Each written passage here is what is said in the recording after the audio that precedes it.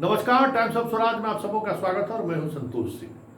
और times of Swaraj में हम आज जिस खबर पर चर्चा करने जा रहे हैं, क्या वाकई में अब बदले की कार्रवाई होगी और बदले की कार्रवाई का अंदाज भी कुछ उसी तरीके से होगा जिस तरीके से राष्ट्रीय फलक पर ईडी और सीबीआई काम कर रही है। जी हाँ, खबर कर्नाटक से भी है, खबर झारखंड से भी है और खबर बिहार से भी है। जहां जहां बीजेपी की पहले सरकार रही है और अब टीम इंडिया की सरकार है, उन स्टेटों में बीजेपी के जो भ्रष्टाचार को लेकर जो चर्चा है या भ्रष्टाचार को लेकर जो आरोप लगते रहे हैं, उन तमाम आरोपों को लेकर अब एक नए सिरे से जांच की बात चलने शुरू हो गई है। याद होगा, झारखंड में हेमंत सोरेन ने पूर्व 5 मंत्रियों की संपत्ति की जांच और उनके द्वारा लिए गए फैसले पर सीआईडी की जांच, अब वहां की जो अपराध इकाई है उसकी जांच उन्होंने दे दी है। जांच काफी तेजी से चल रहा है। इस बीच खबर ये आ रही है कि जिस शराब घोटाले में ईडी मुख्यमंत्री से पूछताछ करना चाह रही है, उसी शराब घोटाले को लेकर रघुवर दास पर भी गंभीर आरोप है। और अब रणनीति ये है हेमंत सोरेन की, इस मामले में जो भ्रष्टाचार के आरोप में ईडी हमसे पूछताछ करना चाहती है, उसमें सेम जो आरोप हेमंत सोरेन पर लगाया जा रहा है वही आरोप रघुवर दास पर भी है। तो रघुवर दास पर कार्रवाई क्यों नहीं? वही एजेंसी जिस एजेंसी की रिपोर्ट पर ईडी छापेमारी कर रही है, उसी एजेंसी की रिपोर्ट रघुवर दास को लेकर भी है और एडवर्स रिपोर्ट है। तो फिर ईडी उन पर कार्रवाई क्यों नहीं कर रही है? ऐसे में हेमंत सोरेन इसी को आधार बनाकर झारखंड में एक अलग तरीके के का स्ट्राइक शुरू कर रहा है, मतलब सर्जिकल स्ट्राइक आप कह सकते हैं। क्योंकि जिस अंदाज में मोदी बार बार भ्रष्टाचारियों और परिवारवाद को लेकर टीम इंडिया को कटघरे में खड़े करने की कोशिश कर रहे हैं, अब टीम इंडिया भी कुछ उसी अंदाज में बीजेपी के नेताओं को भी कटघरे में खड़े करने का प्रयास तेज कर दिया है। झारखंड में आज अपडेट ये है, रघुवर दास पर भी इन लोगों ने निशाना साधना शुरू कर दिया और उनके तमाम कृत्यों को लेकर एक नए सिरे से मुकदमे की तैयारी शुरू कर दी है। झारखंड वहाँ अकेला हो गया झारखंड, और कर्नाटक ने तो हदें पार कर दिया। कर्नाटक ने तो मतलब जिसको रिवर्स फायर कहते हैं ना, उस तरीके से रिवर्स फायर शुरू कर दिया। पुलिस दरोगा बहाली, न्यायिक जांच का आदेश, 40% कमीशन, न्यायिक जांच का आदेश। मतलब बीजेपी के शासन काल में जो जो घोटाले की चर्चा हुई है, सारे मामले में अलग अलग तरीके की न्यायिक जांच का आदेश कर दिया और हर जांच कमीशन को 3 महीने के अंदर रिपोर्ट देने को कहा है। और रिटायर्ड हाई कोर्ट के जज इस मामले की जांच कर रहे हैं। मतलब साफ है कि जुडिशियरी इंक्वायरी का अपना एक अलग महत्व होता है कि कोई ऐसा कोई आरोप उन पर नहीं लगा सकता है कि इस तरीके से कैसे कहा जा रहा है।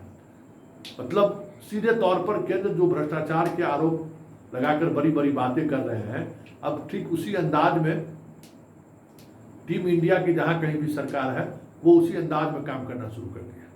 जांच की गति तेज होगी और निशाने पर जो वर्तमान में अभी सीबीआई के डायरेक्टर हैं वो है।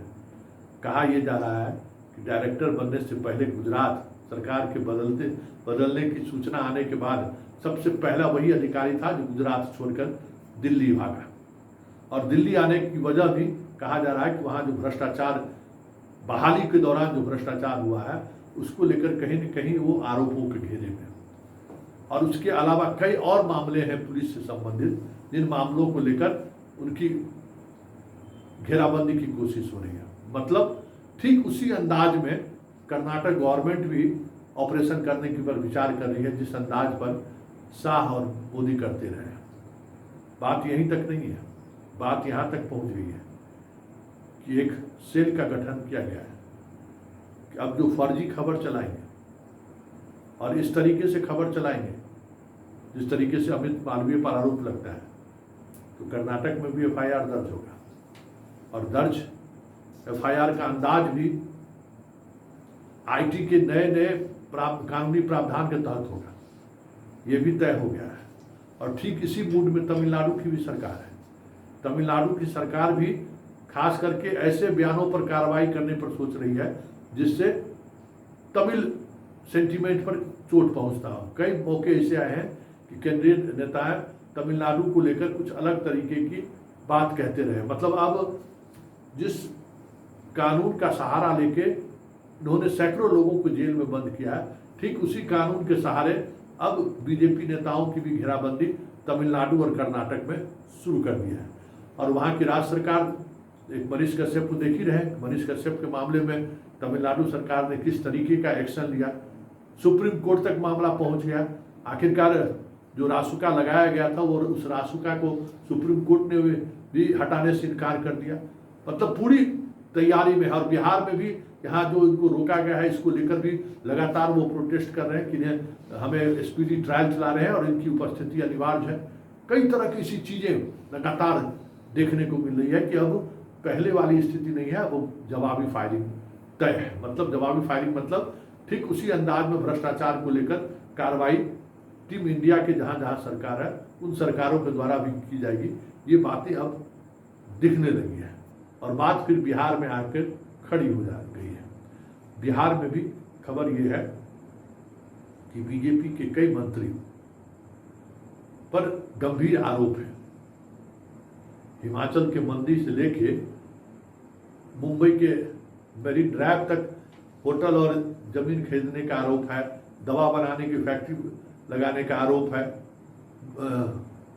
नॉर्थ ईस्ट में बड़े इन्वेस्टमेंट का आरोप है। कई ऐसे मंत्री हैं जिनके बारे में इस तरीके का आरोप है और उन आरोपों की जांच फौरी तौर पर कराने की कोशिश भी हुई है। कई लोग इस जांच में शामिल भी रहे हैं। कुछ ललन सिंह जैसे लोग जो इस तरीके के भ्रष्टाचार को उजागर करने में एक्सपर्ट माने जाते हैं, वो लोग भी तैयारी जोर पर है। इस तरीके का आरसीपी निशाने में थे और है भी, लेकिन आरसीपी ने जिस तरीके से चुप्पी साध ली है, अब आरसीपी पर हमें लगता है कि वो सारी तैयारी रहेगी जरूर कि आरसीपी का एक्टिविटी क्या होता है। नौकरी के बदले में उन पर भी आरोप है, बहुत जमीन नालंदा में उन्होंने भी लोगों से लिया है। उसकी जांच आर्थिक अपराध इकाई अपने तरीके से और नालंदा के एसपी से वो सारी चीज़ें कलेक्ट कर चुकी है और ऑलरेडी उस पर वहाँ के सदस्यों के द्वारा तो FIR भी दर्ज कराया गया है। वो जांच प्रक्रिया भी लगभग एक कह सकते हैं कि कंक्लूजन के दौर में है कि वहाँ के फाइनल कंक्लूजन क्या किया जाए इस मामले में। ये भी चीज़ें चल रही हैं।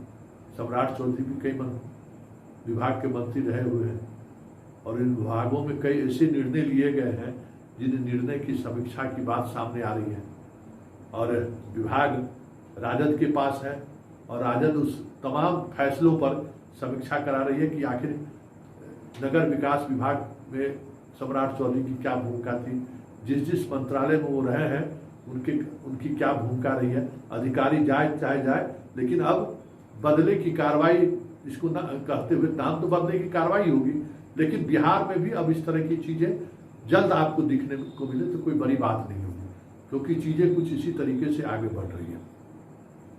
और एक बीजेपी के एक नेता के बेटे पर FIR दर्ज हुआ ही है।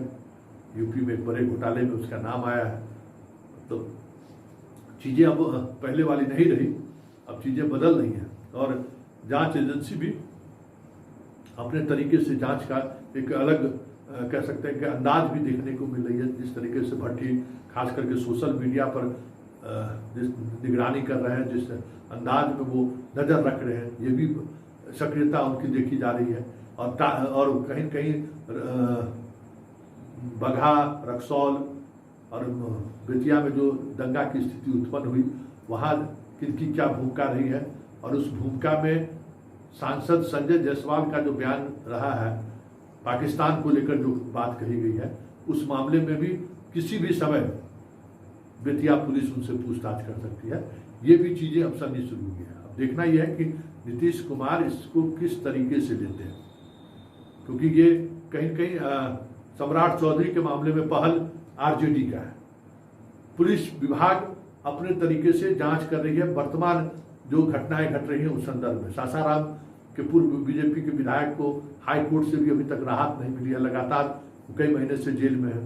नालंदा में भी दंगा में जो जितने लोग बीजेपी और बजरंग दल के लोग गिरफ्तार हुए हैं उन्हें भी अभी तक जमानत नहीं मिली है और उस मामले में पुलिस मुख्यालय लगातार मॉनिटरिंग कर रही है कि उस मामले में स्पीडी ट्रायल चलाकर सजा दिलाई जा सके।